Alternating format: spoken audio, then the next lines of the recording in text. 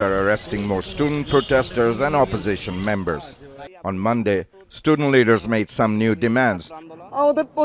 Ensure security on all campuses and release all our students. I came here taking a great risk and I'm afraid. There are members of intelligence agencies everywhere following us. Once the media leaves, perhaps I could be even missing. A civilized and independent nation cannot run like this. The US State Department, the United Nations, the European Union, and several international rights bodies have condemned the recent violence and called for an investigation. The initial protests were against a government job quota system, but after the crackdown that followed, killed nearly 200 people and injured thousands more. Many are now demanding accountability. The capital city, Dhaka, remains calm but tense after days of student protest and clash with heavy presence of security forces. Stories of personal tragedies are also slowly starting to emerge. A detective team picked me up, blindfolded me, and then later took me to a room in a building and interrogated me about the student protests and their strategies. They also mentally and physically tortured me until I became senseless.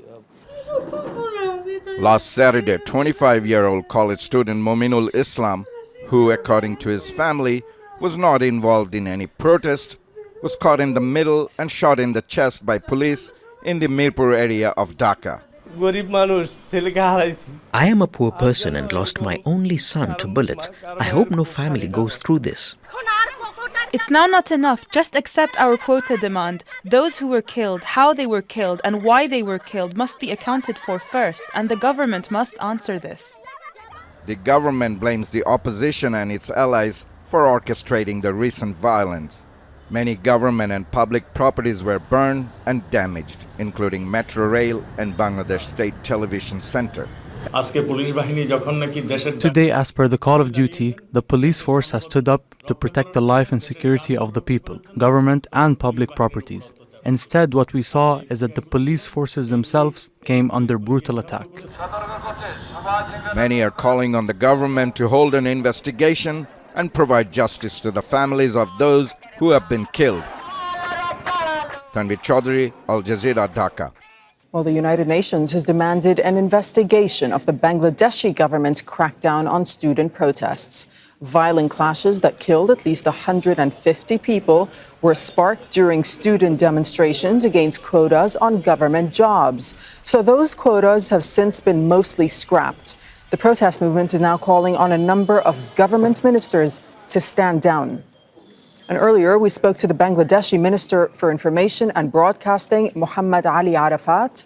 He said third-party actors should be held responsible for the violence and not the government. We're not talking about the students. We're not referring to the students to be the terrorists and anarchists.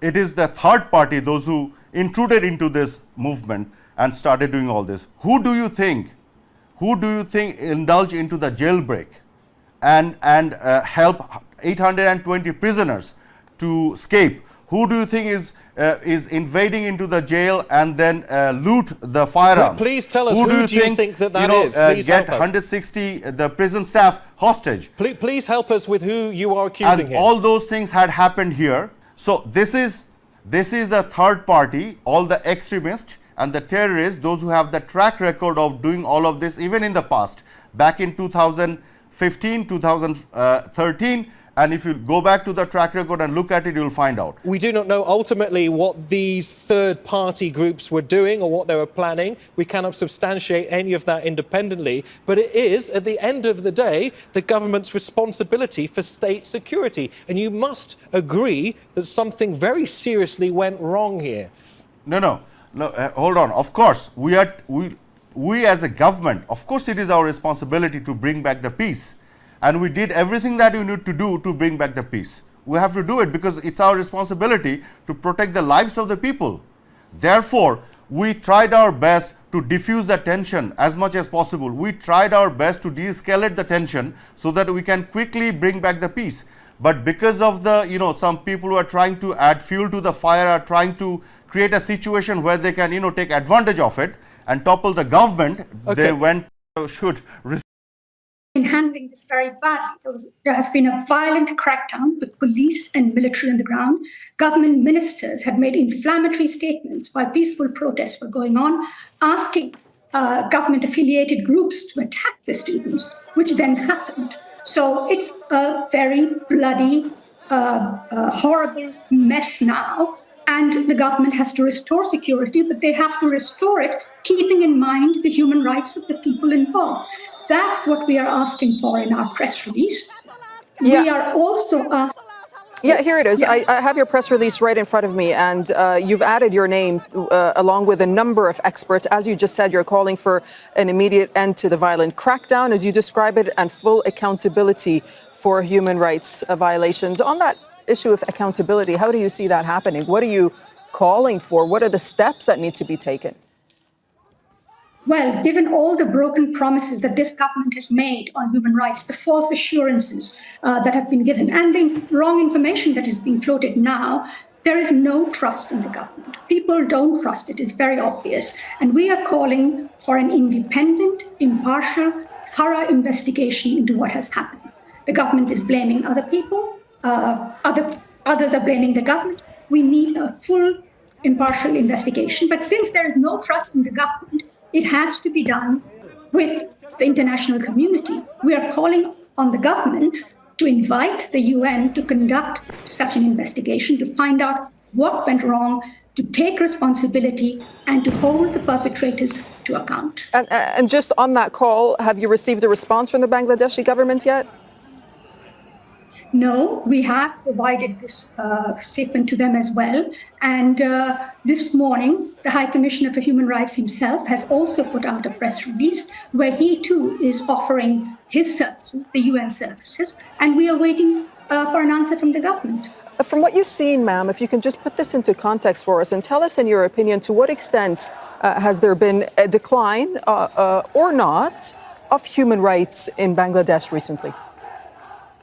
Well, there's been a disastrous decline. This is not something that just suddenly popped up. For years, institutions are being undermined. There have been other clashes in the past. We've seen an election that a lot of people have called was rigged. There's a great deal of dissatisfaction, discontent on the ground with corruption, mismanagement, with the police, law enforcement, for example, regular stories of torture. Even now, we are hearing stories from people about journalists being threatened for reporting, about students disappearing, about people turning up and just picking up whoever they suspect and taking them away, torturing them, leaving them out. Sometimes they're disappearing. That means they're killed. So in this kind of lawless situation, the country cannot continue. Right. Bangladesh was described as a development miracle. Where has that miracle gone? It's gone down this drain of human rights disasters. And now we are asking the government, one way forward is through this impartial, independent, thorough investigation with the help of the United Nations or the international community. Irene Khan, the UN Special Rapporteur on the freedom of opinion and expression, thank you for speaking to us from Geneva. Thank you. Make sure to subscribe to our channel to get the latest news from